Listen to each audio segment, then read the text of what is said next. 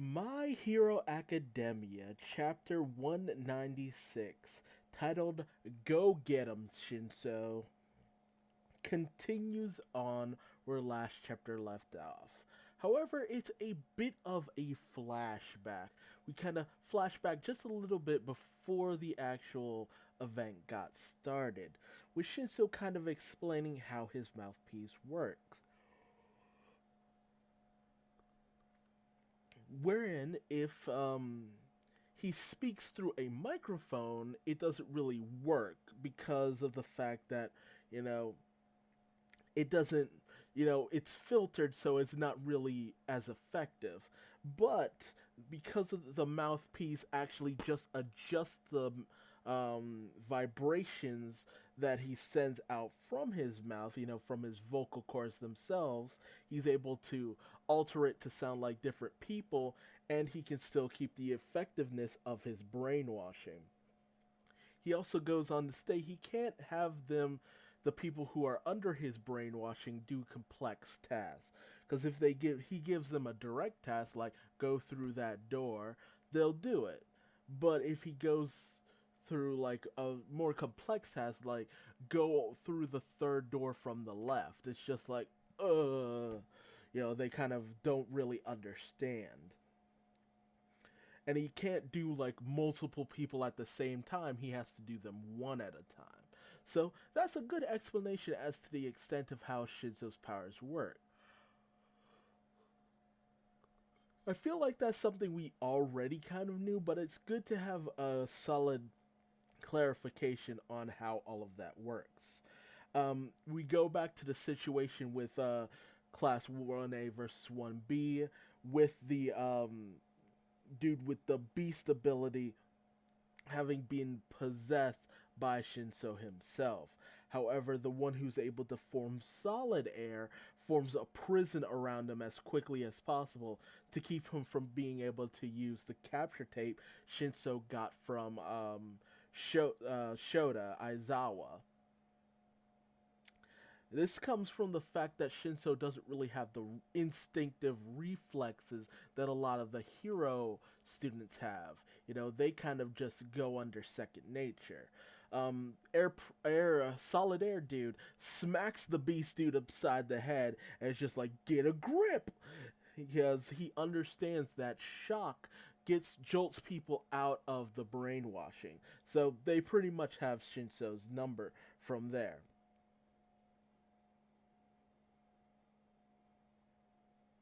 You know, the Solid Air dude then goes on to tell the Beast dude to just take out um, Kaminari because ultimately he's very much a problem. His power is imprecise, but it's very powerful and capable. So best to take him out as fast as possible. But he didn't realize is if Kaminari strikes him, Kaminari's just gonna let out a jolt of electricity. So the Solid Air jumps off the Beast Dude. The Beast Dude strikes Kaminari, and Kaminari shocks him. However, Kaminari was kind of hoping that the shock would keep the momentum from going. That as soon as he made contact, that would kind of be the end of it. But it's like, dude, that's not how momentum works. He was still gonna swing into you, and you were still gonna be knocked on your ass. But Beast Dude gets paralyzed for a time being, and Froppy takes the opportunity from when the Solid Air dude jumped into the air in order to wrap him up with her tongue and bind him, carrying her to the jail. So he's taken care of and out of the picture. Um, well, for the most part, the Beast Dude goes chasing after him and Froppy because he got out of the paralysis. But in comes Kirishima from being knocked away, and the anti-voice dude who uses bugs, and Kirishima uses his strike to go at the Beast dude. However, he just decreases his size to his normal form, slips between them, and then grows to a bigger size. He throws Kirishima over to Shiozaki, who has all the vine hairs, who she immediately binds Kirishima and just sends him out of the way. So he ends up being dealt with. Koda, on the other hand, is just straight up, completely encased by the Beast Dude. And despite Kaminari and Froppy's best efforts, they're not able to hold him. The Beast Dude knows it's just like best to get away and have a 2-to-1 lead rather than anything else. So I kind of love the fact that the Solid Air dude kind of has a bit of an embarrassed expression on his face because he thinks back to the fact that he was completely wrapped in Froppy's tongue. So he's just like, what was that? That was, I don't know how I feel about that one.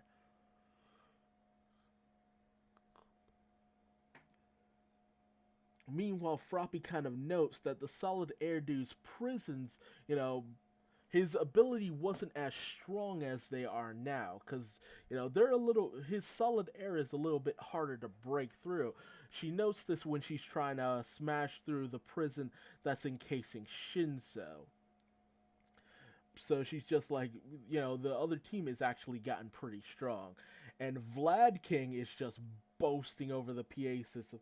Yes, Class 1B has the lead. Incredible. There we go. Is Class 1A gonna lose this one? With a lot of the Class 1A students being like, Vlad King, you need to be impartial to this, man.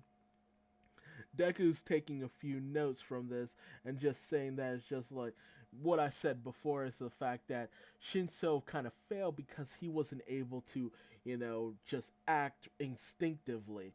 And Shinso knows this. He doesn't have the, battle speed to keep up with everyone else, which shows that, there's the handicap. Just because they have an extra member means that they still kind of get the shaft to a certain degree in terms of the fight. Although Kaminari tells him, don't worry too much about it, we still can try to figure something out.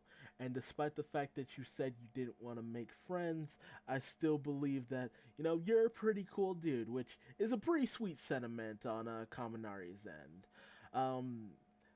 Shinso says, whatever, we need to figure out a plan, and Froppy comes up with a plan in and of herself.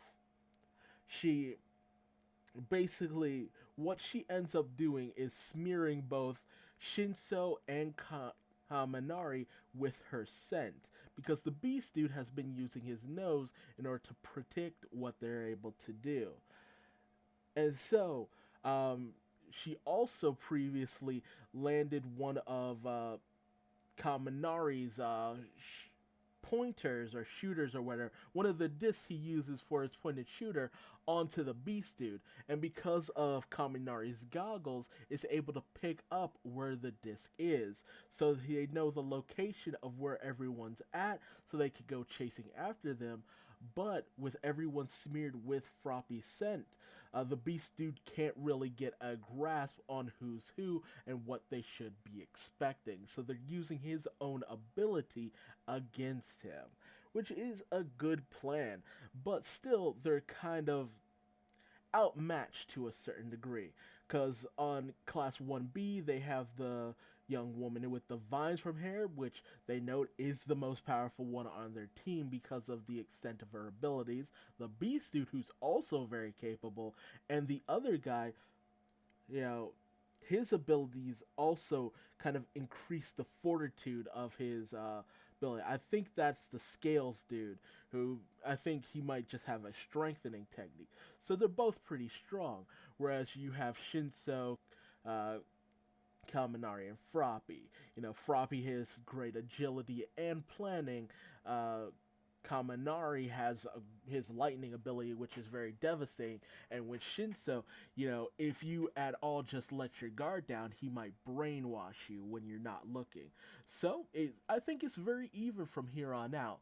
Although ultimately Class 1B only has to capture 2 more people, not the full 3. So it's anyone's game at this point. But I honestly am enjoying this. I'm glad we're getting to see the full capabilities of Class 1B, because it's just like all we knew about the Beast Dude is that his quirk was Beast.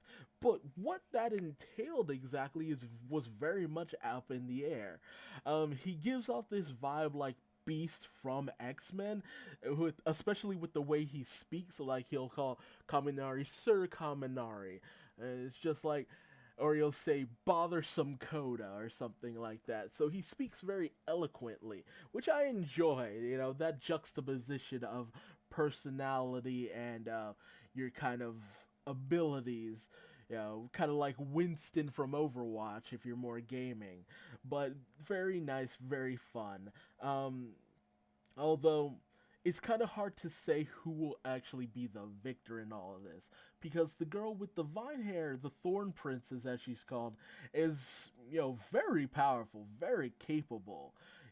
Her vine hair has so much flexibility, and just it's so malleable, and there's no real downsides to it either, because she's very easily taken down Kaminari, who is pretty much the most powerful out of the other teams. So we'll see what happens, but she's a fun character, and I would love to see more of her in general, because her vine hair is just like almost unstoppable. She can manipulate it and you know, change it in any way that she wishes, and she just has to water her hair basically. Although it also kind of brings up, do these thorns not hurt her specifically? It's weird that they wouldn't, but maybe that's just how her body works. But tell me your thoughts in the comment section below. Who do you think will come out on top? Because honestly, with us, event like this, it's anyone's game. Anyone can win, anyone can lose. Do you want it to be Class A or do you want it to be Class B? And the fun thing about these two teams going up against each other is both teams have people who are very strong, and both teams have people who are only strong given certain situations. So it's really up in the air. But if you liked what I had to say about this chapter, leave me a like. If you didn't much care for it, feel free to leave me a dislike and subscribe for more My Hero Academia. Who will win in the battle of the classes?